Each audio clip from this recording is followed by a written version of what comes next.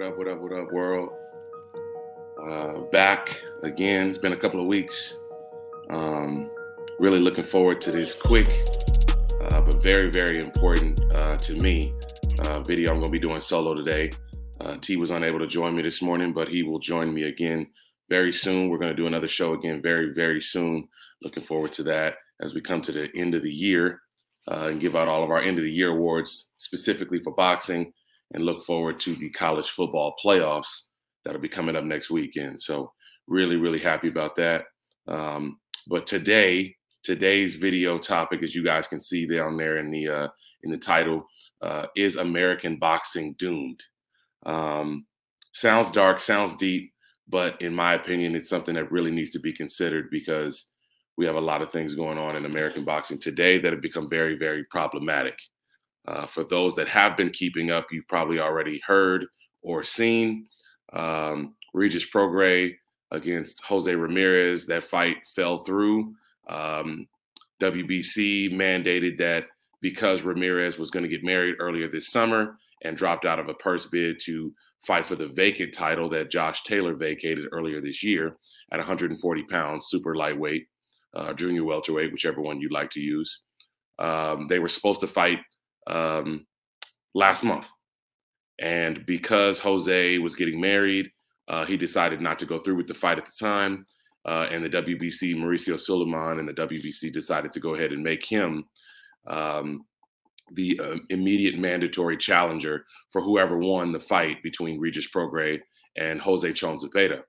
Regis Prograis wins by an 11th round knockout last month, as we said. Great fight, awesome fight, and we did talk about that in our previous show.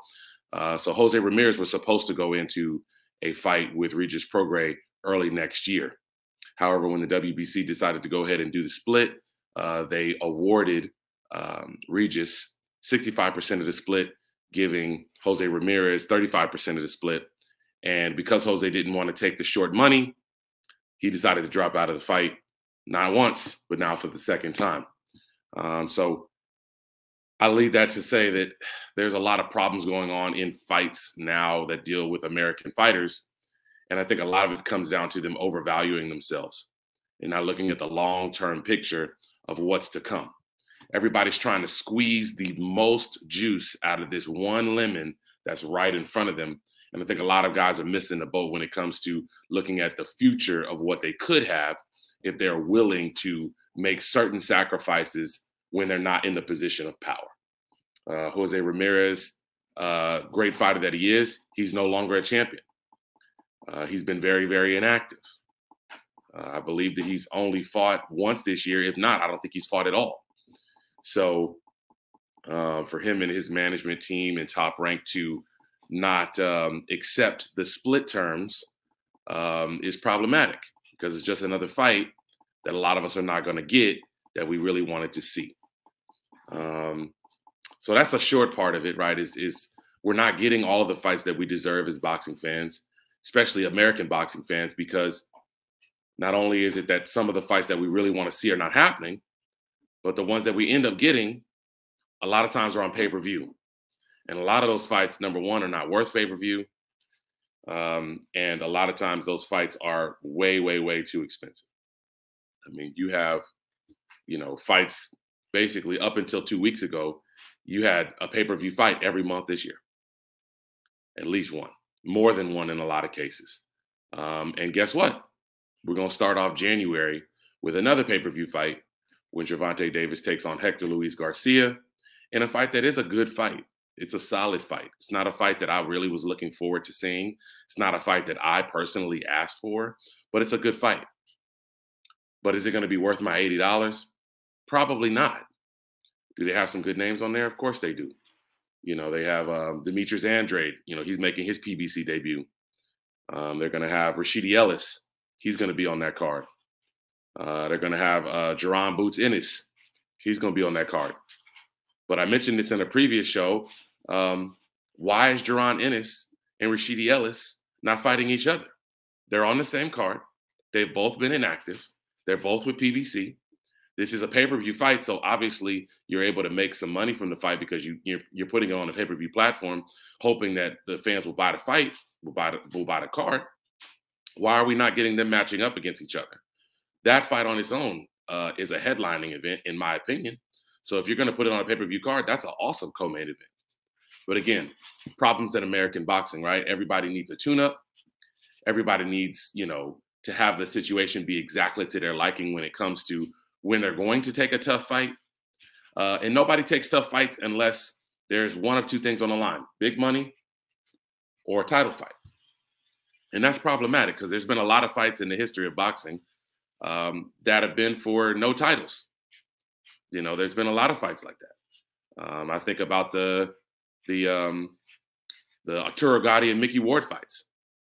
The first one wasn't a big money fight. It was the trilogy of it turned out to be a big fight, but it wasn't initially. The first fight was not a majorly anticipated fight, but it was a dangerous fight for both guys. And there was no title on the line either. But you know what you get out of that when you get two guys in the ring that want to risk it, that want to put their O's or put their highly rated rankings on the line? You get great fights, and then you get rematches, and then you get trilogies. I can't remember at this moment right now, other than Fury and Wilder, a warranted trilogy recently. For any imagine, outside of that one, and probably I'd say that the Chocolatito Juan Francisco Estrada trilogy.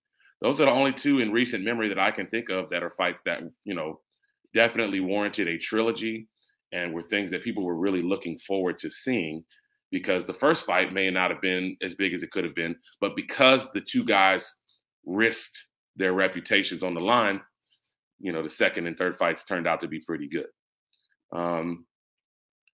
But again, it's becoming a very, very expensive thing for American fans who want to watch boxing to do. Showtime, I think, or PBC, I should say, I believe they put on 22 cards this year. And I'm almost positive that just about half of them were pay-per-views. Whether you're talking about Spence Ugas, whether you're talking about, Pacquiao against Ugas, whether you're talking about Keith Thurman against Mario Barrios, whether you're talking about even going back to just about a calendar year from now, when you're talking about Mario Barrios when he took on Gervonta Davis, Luis Ortiz against Andy Ruiz, Gervonta Davis against Isaac Cruz, Gervonta Davis against Rolly Romero. We're constantly getting pay-per-views. I mean, Wilder against Robert Helenius. A lot of these fights are not pay-per-view worthy. They're not worth 75, 85, 65 out. They're just not. And, you're not growing the fan support when you don't put on good fights off pay-per-view. Top Rank, I think, has done a pretty good job of not oversaturating the market with a lot of pay-per-views because a lot of the best fights we've gotten have been off pay-per-view. Devin Haney against George Kambosos, both of their two fights off pay-per-view.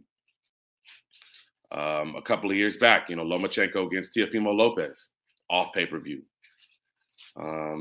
There's a lot of really, really good fights that they've done. Shakur Stevenson against Oscar Valdez, off pay-per-view. A lot of these fights that some other outfits are doing now, I think they're heading in the right direction. But it seems like in the American market, we're still a little bit behind on the idea of what's pay-per-view and what's not. And the longer that this continues, the more problematic it's going to be for people to, number one, be able to afford to watch it. And you're just going to get more piracy. You're just going to get more and more and more fans that want to steal the fight, not buy the fight. And it's not going to be worth it. I'm the type of guy that if I have the money to spend on it and it's something that I really want to watch, I'll spend the money because I know what fighters go through. I understand that, you can't fight for free. I understand that. But to the average boxing fan or to the, the casual fan, they're not going to fork over $50, $60, $70 every 2 weeks for a half decent fight. It's not realistic. It's not sustainable. And then the last thing I'll say that I think is really, really a serious concern when it comes to American boxing is the activity level. I mean, the activity level of the top 10 ring pound for pound guys, and this isn't just American fighters, but American fighters are included in this. Whether you're talking about Errol Spence, whether you're talking about Terrence Crawford, whether you're talking about Jermell Charlo, whether you're talking about international fighters like Alexander Usyk, Dimitri Bivol, Canelo Alvarez, all of those guys, none of them ever fight more than twice in a year. And some of that has to do with the fact that they make so much money that they don't have to, promoters can't afford to make them fight more than twice a year.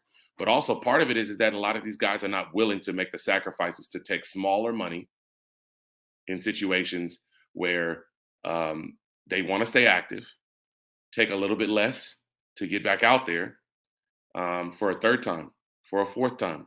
I've mentioned it on previous shows with T before. 1995, Oscar De La Hoya, one of the bigger names in American boxing at the time, was on the way up, and he had 5 fights in a calendar year as a world champion, WBC lightweight champion. Had 5 fights in the same year. 3 of those fights were title fights. 2 of those fights were just keep busy fights where his title may not have been on the line, but yet he was out there.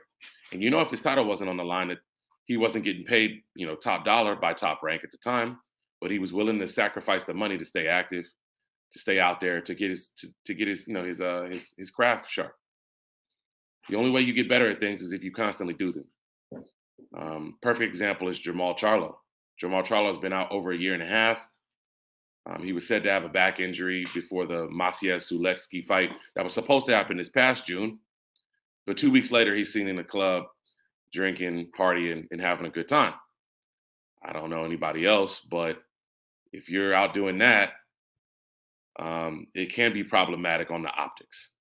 Maybe he was injured, maybe he wasn't, but it's not a good look that you're out partying 2 weeks after you say that you have a back injury that's supposed to be keeping you out of training.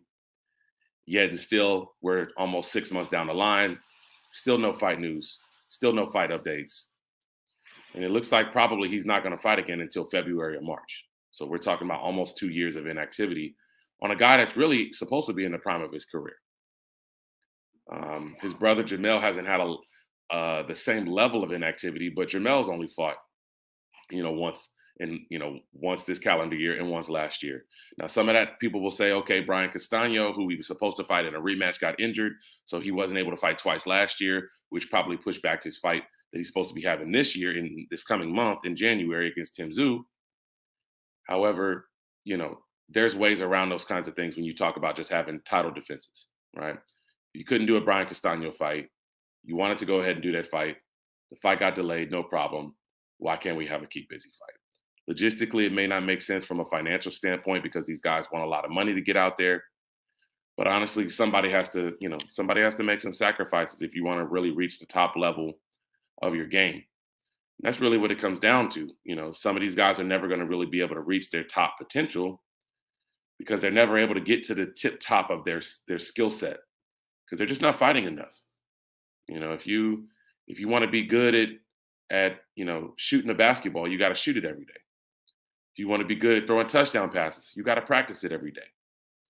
And then you got to do it in game-like scenarios. You got to be in games, in competitive matches where it counts.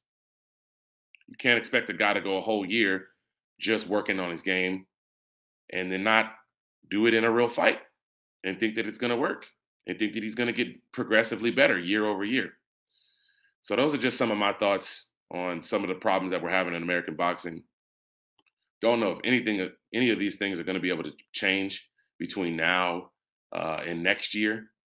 It'll be interesting to see at the end of 2023 if we think that any of this has gotten any better. But you guys drop down in the comment box below. Give me your thoughts. Give me some of your input on some of the things that we brought up today. Thank you guys for listening to the Mic Check podcast.